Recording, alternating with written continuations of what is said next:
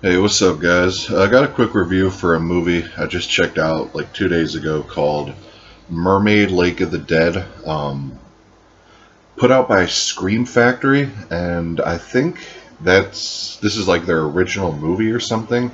I'm not really sure what the background info is on this because it says Scream Factory on the side. There's no IFC or anything, and when the opening production companies come up, one says like Shout Studios or something. So I'm not really exactly sure what's up with the background of this, but I think it's being billed as a Scream Factory original movie, but it is a Russian film. I'm pretty sure it's Russian, but there are English language dub on it, or you could watch it in the original Russian language with English subtitles. But it starts off with like a giving you the mythology of the mermaid here, and if you like stand by a lake at night and you see the mermaid or something, and if you tell the mermaid you love it or something, or it'll ask you if you love it, and if you say yeah, it'll drag you down to the water and basically kill you, and you'll live with the mermaid forever.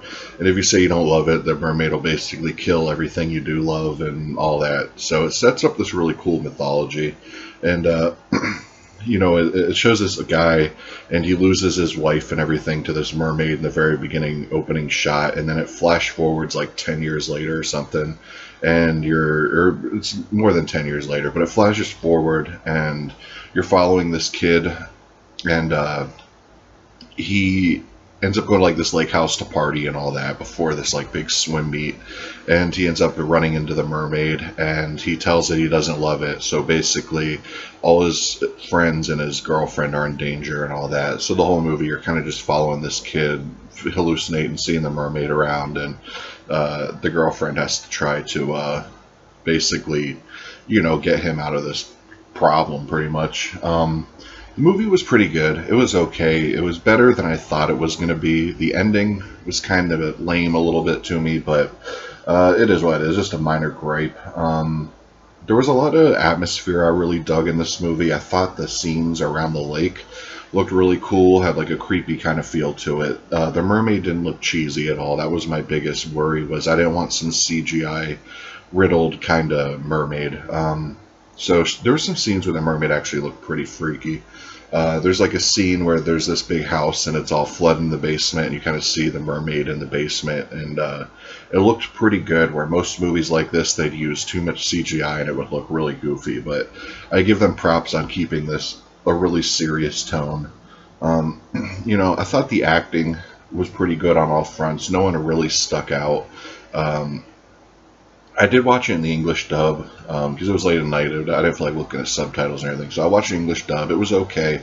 There was some parts where it didn't really sound right, but for the most part, the English dub was actually all right. You can get this at Walmart right now. I think it's still there at Walmart. I'm pretty sure.